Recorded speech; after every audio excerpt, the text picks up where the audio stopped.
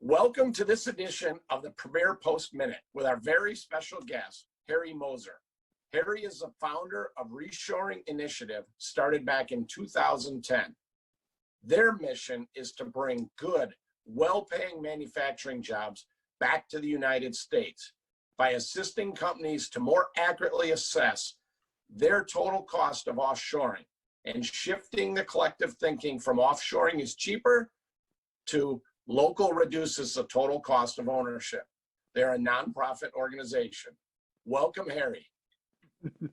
Thanks to be here, AJ. It's a pleasure. Yeah. Awesome. Well, let's start with the easy part. Where'd you grow up, Harry? Elizabeth, New Jersey, right across the river from New York. In fact, sort of interesting story that relates to reshoring. The biggest thing in town was Singer sewing machine. And the factory there back 1910 had 5,000 employees, 2.6 million square feet. It was the biggest factory in the world. My dad ran a third of it. My grandfather was a foreman. I worked there summers. I went back past 20 years ago and it was all gone. Everything's made offshore. And I cried then for what we had lost. Okay. And I said, somebody's got to bring it back, and I'm bringing it back, or we're bringing it back. That's awesome. So that kind of explains how you got into manufacturing then at a very young age. Yeah. When I was 14 or 15, I was working in the factory. Awesome. Well, you've heard it for a long time, and people just kind of assume, oh, just bring work back to the U.S. But it's not that simple. So what I wanted to kind of talk about with you is, because of this pandemic, do you feel a sense of urgency from manufacturers to really look harder and start to bring some work back to the U.S.?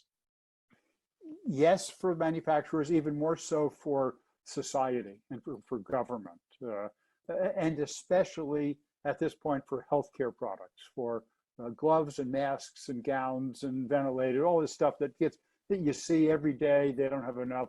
People are dying because they don't have enough, kind of thing. So everybody agrees that's going to happen. There's at least eight congressmen, 3 senators who put in bills to mandate that happens. So I'm sure it's going to happen on healthcare. Okay. The issue is, or the benefit is, that we're equally dependent on rare earth minerals and on clothing, and not quite as much, but pretty bad on machine tools. Most of the machine tools are imported. Foundry equipment, plastic injection molding, many of the most important things that we consume, computers, et cetera, come from offshore. And so, we're going to do something about, you might call World War coronavirus. Now we've got to do something about our overall industrial capability. Okay. So manufacturers are starting to really realize how much shipping their work overseas impacts their supply chain due to this, would you say? They are. And it's really 3 portions, if you think about it. Okay. Yeah. Consumers now realize how much, they always knew a lot came, but they didn't know it was ever going to hurt them. It was ever going to fight them. Right. And now the consumer increasingly is saying, I want it made here. I don't want to buy Chinese. I want to buy made in America. I'll pay a little bit more if I have to. Yeah. The companies are saying, the consumers seem to want it. The government's telling us to do it. Let's evaluate. And that's where we come in. We help them evaluate. And then over here, the government hopefully will say, we need to help in this. And the best way to help is to take the tilt out of the playing field so that US costs get in line with costs from offshore. And from our viewpoint, the best way to do that is to lower the dollar by, say, 20%, to have a much better skilled workforce, have apprenticeship systems like Germany or Switzerland, to have a value-added like almost all the other countries do. You do 2 or 3 of those things, especially skilled workforce, and the work will come flooding back. Are you seeing government open to that right now? We see government committed to reshoring. We're working on about to start a project with IMEC, which is the MEP in Illinois. Okay. To help them accelerate reshoring in Illinois. And we've got similar programs going through the MEP's manufacturing extension programs throughout the country. There's a Select USA is the organization that traditionally brought in foreign investment. They're now focusing on reshoring. There's other efforts in the government to make it happen. So there's 10 times as much interest as there was a year ago. Okay. Okay. Good. Good. How have you impacted manufacturing over the years with this reshoring initiative, do you feel? Okay. It's much more than anybody, even I, thought when I started. We started in 2010. Okay. We track a combination of the sum of reshoring by US companies, think General Motors, and FDI, foreign direct investment by foreign companies, think Toyota. And in 2010, that total was 6,000 jobs announced in that year. And in 2017, the number of jobs announced was 180,000. So 30 times as high. So not all because of us. You know, President Obama helped a little, and President Trump helped, and other people helped. You know, but we've been the most visible force driving this, and the total of all those jobs announced through the end of the first quarter of 2020 is somewhere around 900,000 manufacturing jobs announced. So that would be about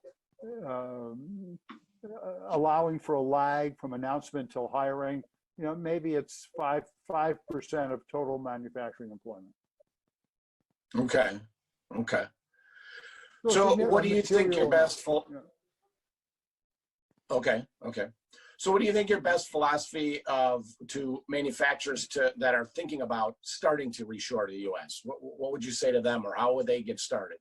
Yeah. So we'd say, like if I come into a company and I've got their attention, I don't start by saying, pound the table and say, let's reshore everything. You know, I say, let's reevaluate.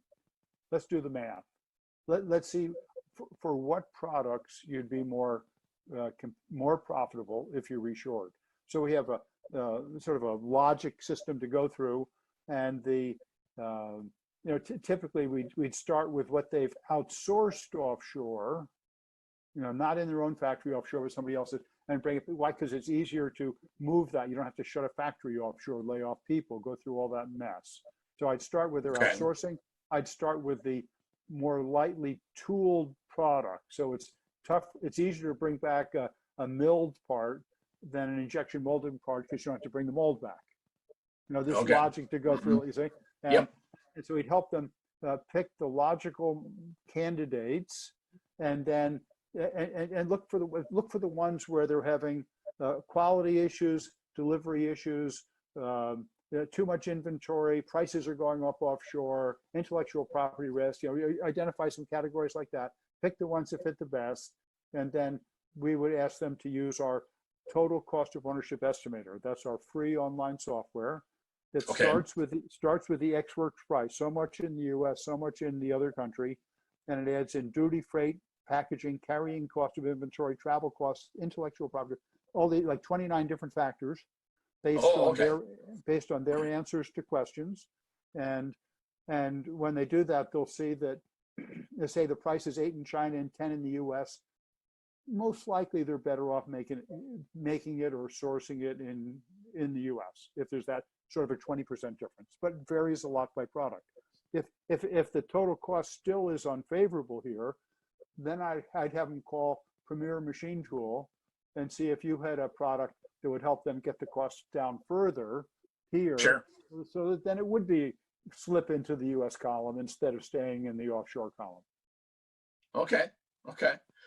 Do you get a lot of companies that have been bringing it back that are questioning it, and they look for you to really help them, you know, adjust? Does it make sense? Or once they start, do you see this, it just keeps happening? Well, maybe to put that in perspective, people who've used our TCO estimator, this online software to do the calculation, I took the data for 250 cases of China versus the US, where the user had done that calculation. And in those calculations, if the company decides based on price, 8% would come back. If they decide based on total cost, 32% would come back.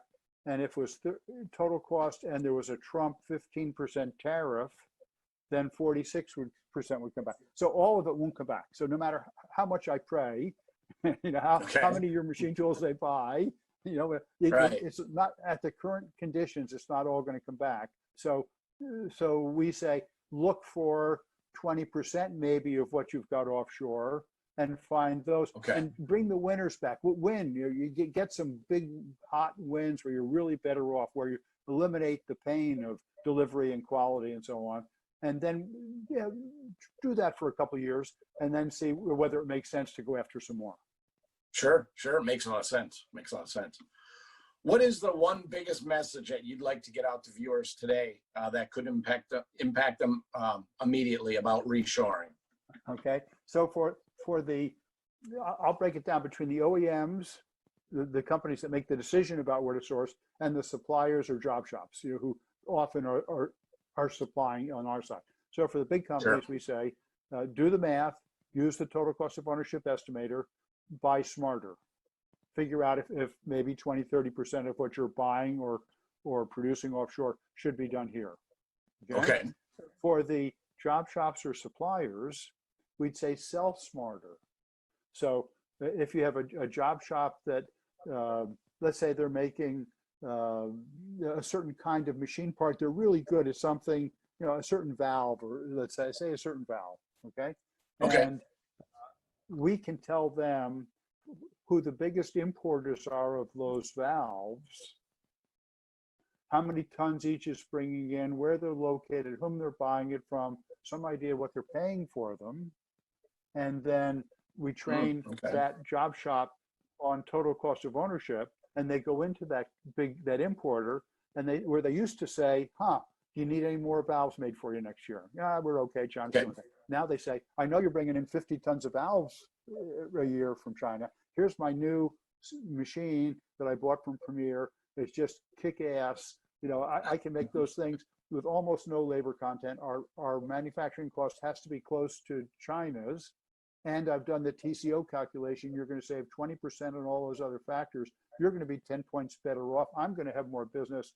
Our state's going to be stronger. Let's get together and make this happen for both of us, for the state, for the country. Awesome. That's called the import substitution program. It's detailed on our website. Okay, awesome. Well, I want to personally thank you for your time today, Harry. What is the best way for manufacturers to get in contact with you? The couple of ways. The website, you can get everything from there, but www.reshorenow.org. Specifically, if you want to email me, harry.moser, M-O-S-E-R, @reshorenow.org. My mission is to bring back 5 million manufacturing jobs, and we're maybe a fifth of the way there. With everybody's help, we're gonna get there sooner. Awesome. Well, we appreciate all your efforts and appreciate, like you said, your time here today. Want to thank you all for your time today watching this interview. We look forward to you all becoming one of our customers. And let's start by you calling or texting us the word reshoring, and we will get you more information on how we can continue this great effort of reshoring good paying manufacturing jobs to the U.S. Until next time, today is a great day. Make it your day. Cheers.